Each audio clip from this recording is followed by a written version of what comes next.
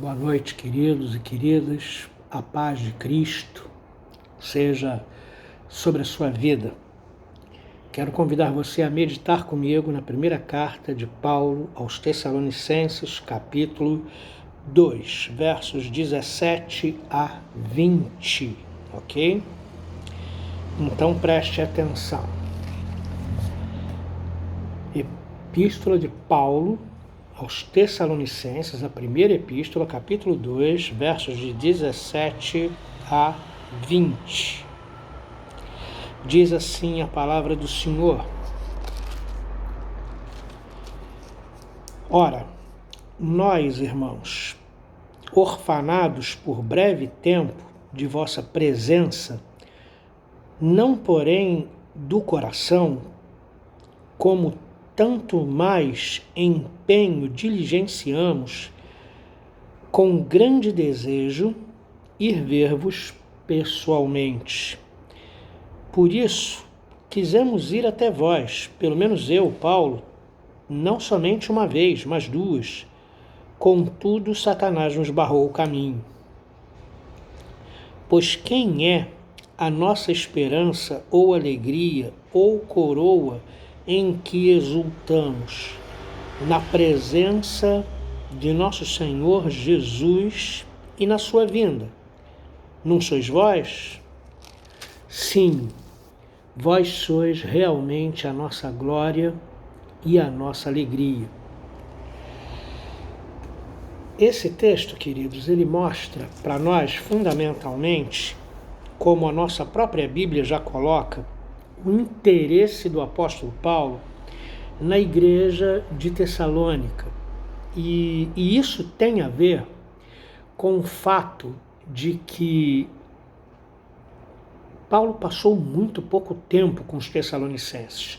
Eu já falei para vocês que ele passou apenas 3 semanas evangelizando esses irmãos. E Paulo foi tirado abruptamente da comunhão dos tessalonicenses, para os quais ele pretendia ainda ensinar muitas coisas e discipular os tessalonicenses. Porque, irmãos, em 3 semanas é pouco tempo até para pregar o evangelho. Imagina para explicar o que é viver de modo digno do Senhor num mundo idólatra, prostituído e com tantas situações complicadas. Então é natural que Paulo, no final do capítulo 2 da sua primeira carta, mostre aos Tessalonicenses que ele está afastado deles não porque ele quer. E ele mostra aqui nessa carta o quanto ele tem interesse em estar junto dos Tessalonicenses, o quanto ele tem interesse em saber notícias dos Tessalonicenses e assim por diante. A palavra usada aqui para orfanado, em algumas traduções não é orfanado, é separado, mas a palavra grega, o termo grego é o mesmo, é um termo que fala de uma separação traumatizante, de uma separação inesperada, de uma separação que causou dor, causou angústia. Na verdade, Paulo ficou com o coração angustiado de ter começado uma obra na vida dos Tessalonicenses e de não ter podido dar continuidade. Porque, para vocês terem uma ideia, em Efésios ele passou 3 anos, em Coríntios ele passou 1 ano e meio, e aqui em Tessalônica apenas 3 semanas. E então, ele não podendo voltar, ele então manda Timóteo para que Timóteo vá aferir a situação dos cristãos em Tessalônica. Isto é, se eles tinham de fato entendido o evangelho, se eles tinham de fato permanecido na fé, se depois da partida de Paulo, Silas e Timóteo, se eles não enfrentaram nenhuma provação ruim que fizesse com que eles arrefecessem da fé que demonstraram naquelas 3 semanas. Tudo isso Paulo demonstra agora. Então ele diz, olha só, nós estamos distantes presencialmente, mas não estamos distantes no coração. E ele demonstra que o fato de ele estar distante dos Tessalonicenses não tem a ver com o seu querer, mas com uma situação que a gente vai ver no próximo versículo. Então, reparem bem. A separação de Paulo dos Tessalonicenses tem consequências. Foi uma separação repentina que causou assim bastante angústia no coração do apóstolo, porque Paulo é muito visceral na sua missão. Ele quando vai pregar a palavra, ele tem um compromisso com aqueles aos quais ele expõe a palavra. Principalmente se estas pessoas abrem o coração e recebem a palavra. Aí então Paulo se angustia mais ainda por não poder estar com os Tessalonicenses, dando continuidade à obra. Paulo sentiu necessidade de ficar mais tempo com esses irmãos, a fim de discipulá-los, de firmá-los na doutrina, instituindo lideranças, presbíteros na igreja, para que estes liderassem e respondessem pela igreja, tanto doutrinariamente quanto pastoralmente, e Paulo não pôde fazer nada disso.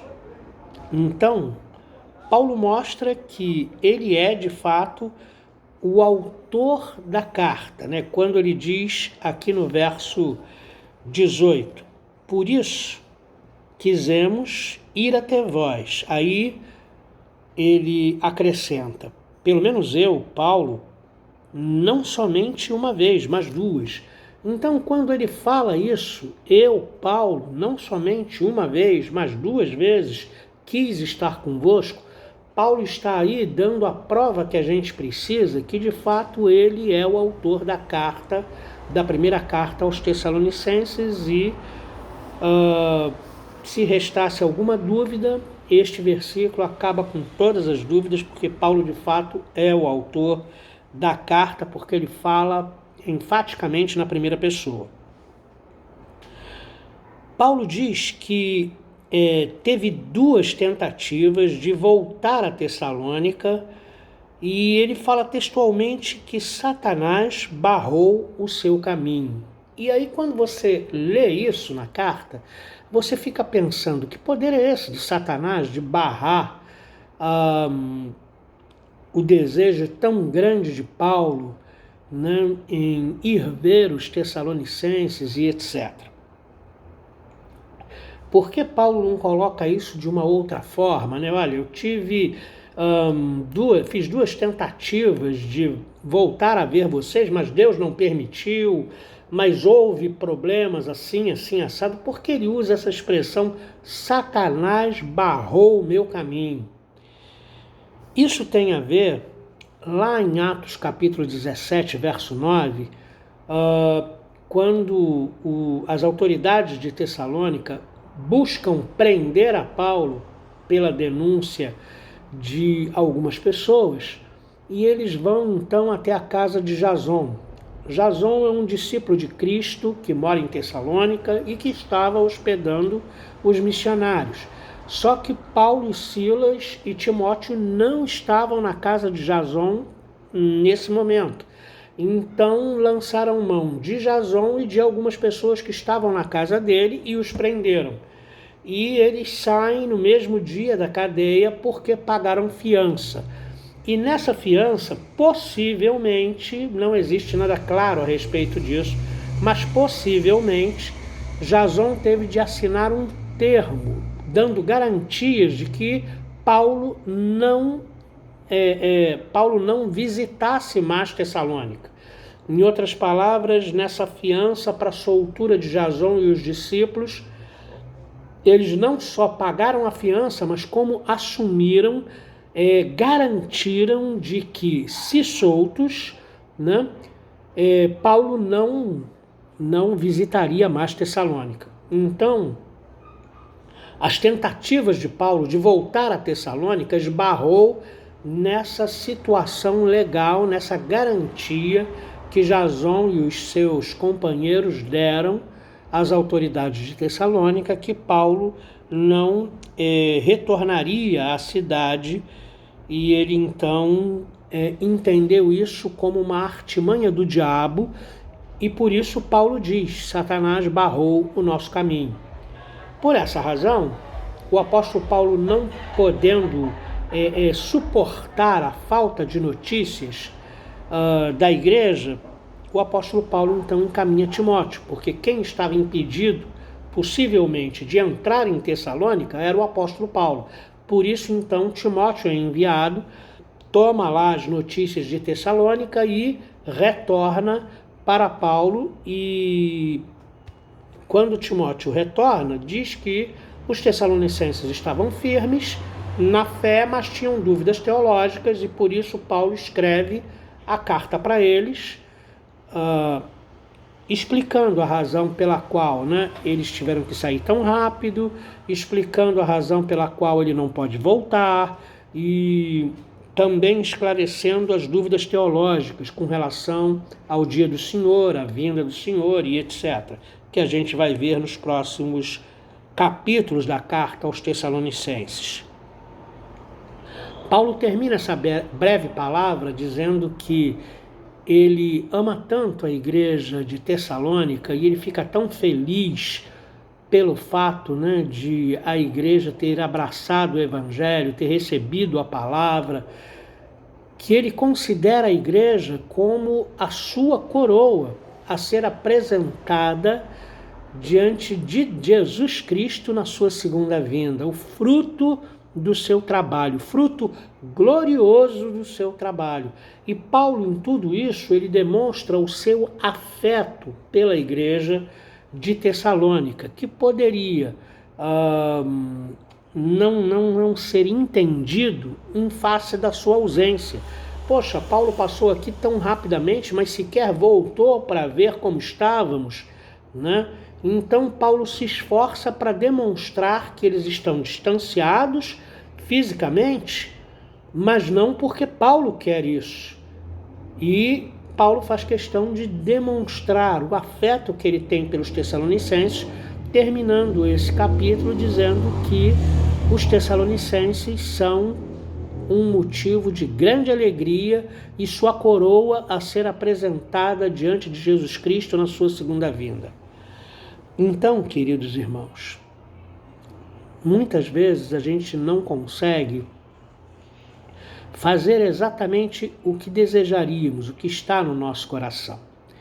Paulo tem preocupação com os irmãos, Paulo quer estar junto deles, mas por uma situação que independe da sua vontade, ele tem realmente de se manter longe, Como nós hoje temos de nos manter longe uns dos outros por motivos de quarentena, desejaria muito estar com a igreja, desejaria muito estar junto com os meus irmãos, abraçando-os e etc. Mas, infelizmente, nós não podemos. Então, que Deus nos abençoe e que esse vídeo possa edificar a sua vida, mesmo quando nós estamos longe. Forte abraço, Deus abençoe e boa noite.